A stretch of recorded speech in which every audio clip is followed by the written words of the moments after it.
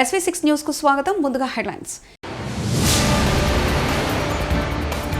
ఢిల్లీ వైపు కొనసాగుతున్న రైతుల నిరసన మళ్లీ అడ్డుకుంటున్న పోలీసులు.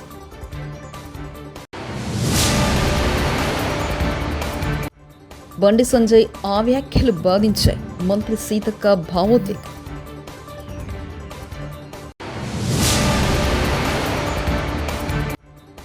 కాకినాడ పోర్టు వ్యవహారం హోంమంత్రి అనిత మాస్ వార్నింగ్.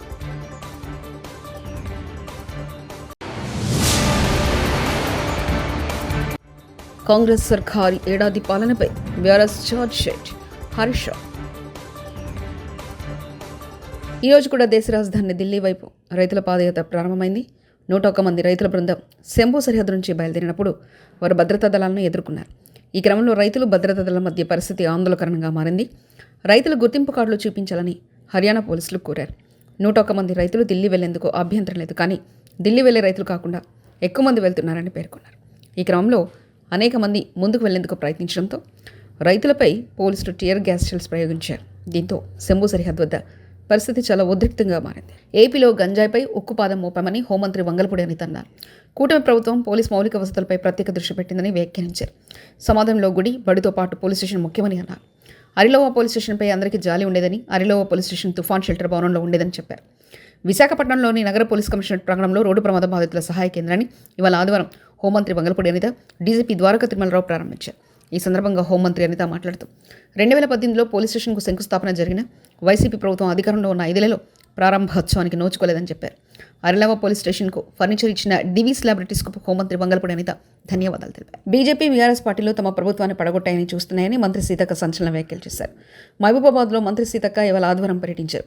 పలు అభివృద్ధి కార్యక్రమాల్లో మంత్రి పాల్గొన్నారు. ఈ సందర్భంగా మీడియాతో మంత్రి సీతక్క మాట్లాడుతూ తమ ప్రభుత్వానికి సంవత్సర కాలంలో ప్రజలు ఆమోదం తెలిపారన్నారు. రాష్ట్ర కేబినెట్లో అర్బన్ నక్సలైట్స్ ఉన్నారని కేంద్ర మంత్రి బండి సంజయ్ అన్న వ్యాఖ్యలను ఖండిస్తున్నామని మంత్రి సీతక్క అన్నారు. బీఆర్ఎస్ అధినేత కేసీఆర్ అధ్యక్షతన ప్రారంభమైన పార్టీ శాసనసభ పక్ష సమావేశంలో పాల్గొన్న ఎమ్మెల్యేలు, ఎమ్మెల్సీలు.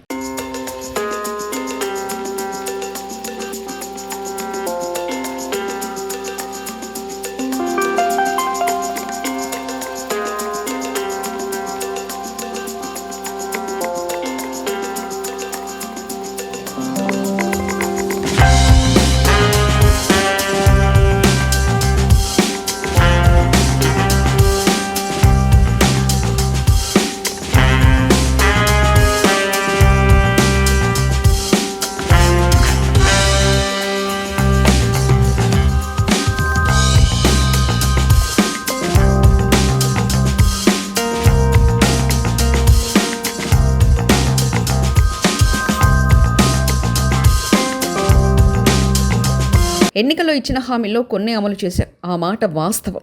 మంత్రి పొంగిరెడ్డి శ్రీనివాసరెడ్డి. తెచ్చుకున్న ఇందిరమ్మ రాజ్యంలో ఏవైతే హామీలు ఇచ్చామో ఇచ్చిన వాటిలో కొన్నే చేసిన మాట నిజం, మిగతావి చేయాల్సిన అవసరం ఉంది. తెలంగాణలో కాంగ్రెస్ సర్కార్ ఏడాది పాలనపై ప్రధాన ప్రతిపక్షం బీఆర్ఎస్ ఛార్జ్ షీట్ సిద్ధం చేసింది. ఆదివారం ఉదయం 10 గంటలకు తెలంగాణ భవన్లో మాజీ మంత్రి హరీష్ రావు ఛార్జ్ షీట్ విడుదల చేయనున్నారు. ఈ కార్యక్రమంలో మాజీ మంత్రులు, బీఆర్ఎస్ ఎమ్మెల్యేలు, సీనియర్ నేతలు తదితరులు పాల్గొన్నారు. రేవంత్ రెడ్డి ప్రభుత్వం ఎన్నికల హామీలు అమలు చేయడంలో విఫలమైందని బీఆర్ఎస్ ఆరోపించింది. హామీల అమలు విషయంలో రేవంత్ రెడ్డి మాట మార్చుతున్నారని హరీష్ రావు విమర్శించారు. కాంగ్రెస్ సర్కార్ తీరును అసెంబ్లీలో, ప్రజాక్షేత్రంలో ఎండగట్టాలని గులాబీ పార్టీ నిర్ణయించిందని హరీష్ రావు స్పష్టం చేశారు.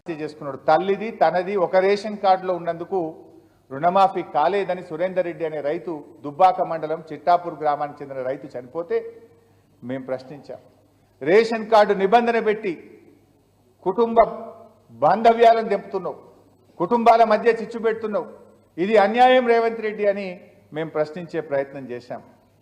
వాస్తవాన్ని ఎదుర్కొనే సత్తా లేక, వాదనలో గెలిచే దమ్ము లేక తిట్ల దండకం ఎత్తుకున్నాడు కదా. ఒక తిట్టుడు కాదు కదా, నన్ను కావచ్చు, మా నాయకులను కావచ్చు, తిట్టుడే తిట్టుడు.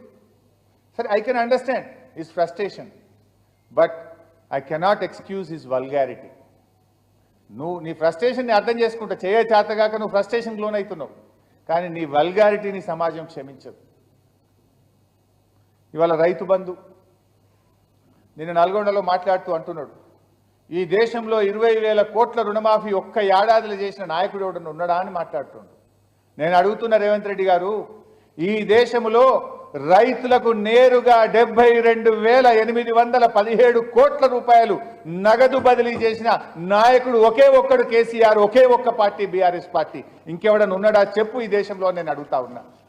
పెద్ద పెద్ద ఉత్తరప్రదేశ్ లాంటి, మధ్యప్రదేశ్ లాంటి ఆర్థికంగా బలంగా ఉన్న మహారాష్ట్ర లాంటి రాష్ట్రం కూడా చేయలేదు. 72,817 కోట్లు 11 విడతల్లో కరోనా కష్టకాలంలో కూడా రైతు బంధించి రైతుల పట్ల నిజమైన ప్రేమ చూపిన నాయకుడు కేసీఆర్.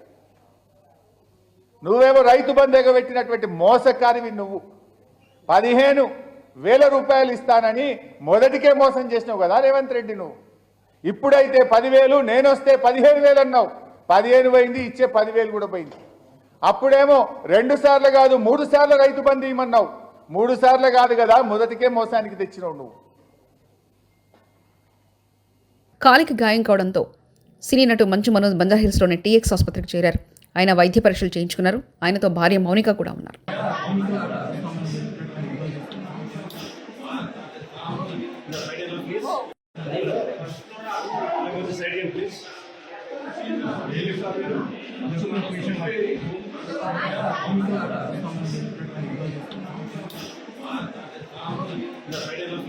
శీతాకాల ప్రారంభంతో ఉమ్మడి విశాఖపట్నం, అల్లూరి సీతారామరాజు జిల్లాలోని మాన్యం ప్రాంతం అంతా పర్యాటకులతో కిటకిటలాడుతుంది. అల్లూరు జిల్లా పాడేరు మండలం వంజంగి కొండల్లో మంచు అందాలు ఆకట్టుకున్నాయి. పాల సముద్రంలో ఆకట్టుకున్న ప్రకృతి అందాలను చూసేందుకు పర్యాటకులు అధిక సంఖ్యలో తరలి వస్తున్నారు.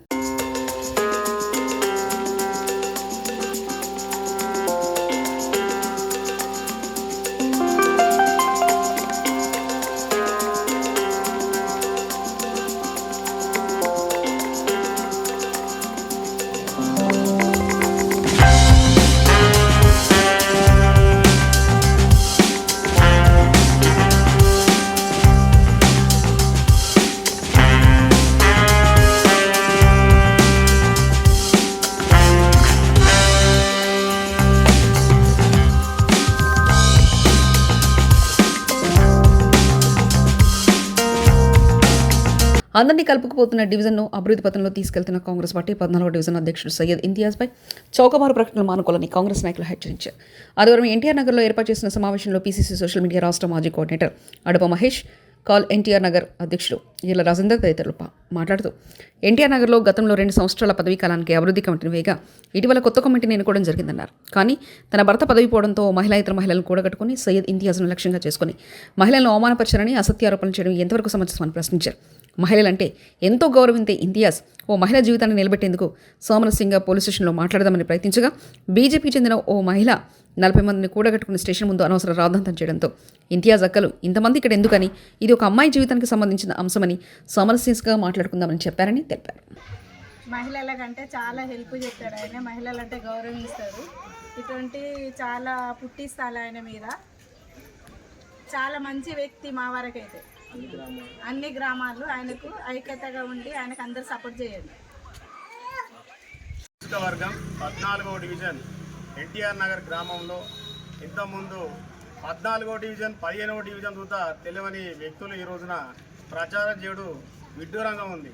ఎందుకనంటే మనకు సంబంధించిన 14వ డివిజన్ సయ్యద్ ఇంతియాజ్ మాకు సంబంధించిన అనేక 10 గ్రామాలలో నిత్యం ఏ కష్టం వచ్చిన చూత నేను అండగా ఉంటూ ప్రతి కార్యక్రమంలో బాగా చేసిన ఘనత అతనికే ఉంది.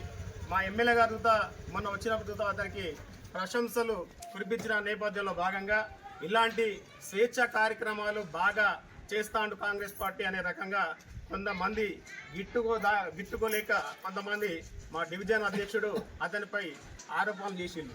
మరి ఆ రోజు మన సంబంధించిన పోలీస్ స్టేషన్ ఆవరణలో జరిగిన సంఘటన ఏంటంటే అక్కడ ఉన్న ఒక మహిళ కుటుంబాన్ని, ఒక మహిళ బిడ్డను కాపాడిన వ్యక్తి అతడు. 2 పురుగుల మంది తాగి చచ్చిపోతామనే రకంగా అక్కడ ఉంటే దాని నిమిత్తం దాన్ని అక్కడ ఎవరి తెలియకుండా అక్కడే దగ్గర ఉండి అది కాపాడిన ఘనత అతడి ఒక్కడే సాధ్యమని. దీనిలో భాగంగా మహిళలను కించపరిచే విధంగా మాట్లాడింది అనేది అది విడ్డూరంగా ఉంది. దయచేసి దీన్ని అయితే మాత్రం వెనుక తీసుకోవాలి.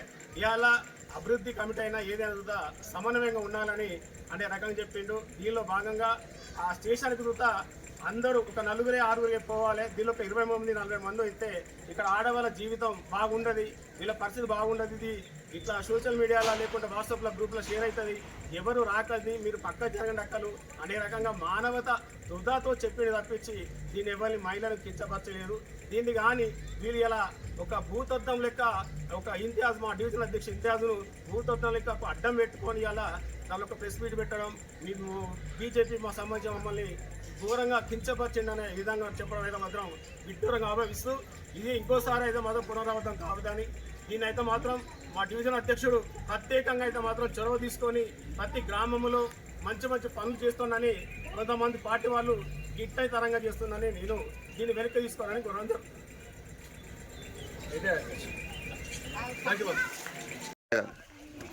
14వ డివిజన్ మరి యొక్క కాంగ్రెస్ పార్టీ అధ్యక్షుడు సయ్యద్ ఇంతియాజ్ గారి మీద అసత్య ఆరోపణలు చేసి ఉన్నారు. ఎందుకంటే మరి ఆయన యొక్క మహిళలను బాధ పెడతానని యొక్క అబద్ధం వారి పబ్బం గడుచుకోవడం కోసమే ఇది చేస్తున్నారని మరి మేమందరం కూడా ఎన్టీఆర్ నగర్లో ఉన్న గ్రామాలు అన్ని పార్టీలకు సంబంధించిన వాళ్ళు ఖండిస్తున్నాం. ఎందుకంటే ఆయన మన ఊరు బాగు కోసమే ఈ కమిటీలు కానీ శ్మశాన వాటిక విషయంలో ముందుండి అభివృద్ధి పనుల విషయంలో ముందుంటున్నాడు. కానీ ఏ రోజు ఏ గ్రామంలో కూడా మహిళలను కించపరచలేదు. మరి మొన్న జరిగిన ఒక లవ్ మ్యారేజ్ విషయంలో వారి పేర్లు బయటపడద్దని ఈరోజు కూడా ఇప్పుడు కూడా చెప్పాడు. వాళ్ళ పేర్లు అయితే చెప్పకండి, మనకు బదనాం వచ్చినా పర్వాలేదు, కానీ మహిళని కించపరిచే విధంగా వారు బదనాం కాకుండా మీరు వారి పేరు బయట పెట్టద్దని చెప్పిన యొక్క మహా వ్యక్తి. మరి యొక్క అలాంటి వ్యక్తి మీద కావలసుకొని ఒక ముస్లిం క్యాండిడేట్ ఈ 14వ డివిజన్లో అధ్యక్షునిగా ఉండడం వల్ల వాళ్ళు జీర్ణించుకోలేకపోతారు. ఎందుకంటే ఇది బీజేపీ చేసే కుట్ర అని మేము భావిస్తున్నాం. అదేవిధంగా ఎన్టీఆర్ నగర్ గ్రామంలో ఒక ప్రధాన కార్యదర్శి ఒక దళితుడు ఉండడం వల్ల కొంతమంది జీర్ణించుకోలేక కూడా కొన్ని కుట్రలు చేస్తానని మేము భావిస్తున్నాం. ఇలాంటి యొక్క కుట్రలు చేసే వాళ్ళు ఎవరైనా ఉంటే మరి వారిపైన కూడా చట్టపరమైన చర్యలు తీసుకోవాలని మేము ఎన్టీఆర్ నగర్ గ్రామం తరఫున కోరుచున్నాం. యాదగిరిగుట్టలోని శ్రీ లక్ష్మీ నరసింహస్వామి ఆలయాన్ని ఉదయం పొగమంచు దట్టంగా కమ్మేసింది. ఆలయ పరిసరాలు, సప్తగోపురాలు, మాడ వీధుల్లో మంచు అందాలు భక్తులను కనువిందు చేశాయి. ఆలయ ప్రాంగణంలో పొగమంచుతో ఆహ్లాదకరమైన వాతావరణం నెలకొంది.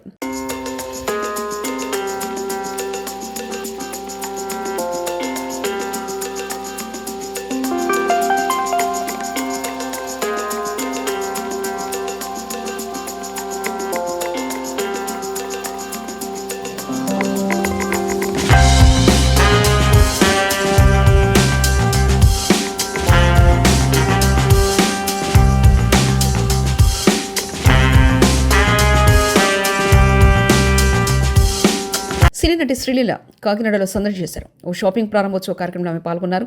ఈ సందర్భంగా ఆమెను చూసేందుకు అభిమానులు భారీగా తరలివచ్చారు.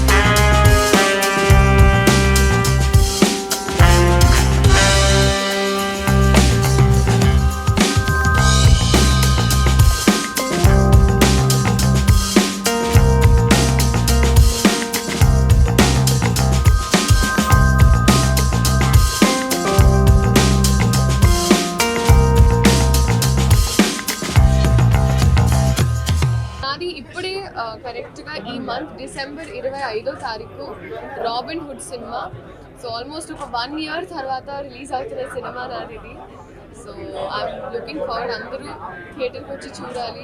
మా నాన్న నన్ను కొట్టాడు. మోహన్ బాబుపై మంచు మనోజ్ ఫిర్యాదు. మంచు మోహన్ బాబు కుటుంబంలో భగ్గుమన్న విభేదం. కొడుకు మనోజ్ తనపై దాడి చేశారని తండ్రి మోహన్ బాబు పోలీసులకు ఫిర్యాదు చేశారు. అయితే తండ్రి తనను కొట్టాడని మనోజ్ కంప్లైంట్ చేశారు. ఢిల్లీ వైపు కొనసాగుతున్న రైతుల నిరసన మళ్లీ అడ్డుకుంటున్న పోలీసులు.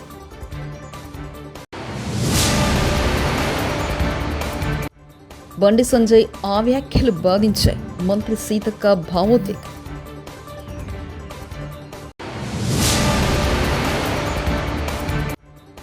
కాకినాడ పోర్టు వ్యవహారం హోంమంత్రి అనిత మాస్ వార్నింగ్.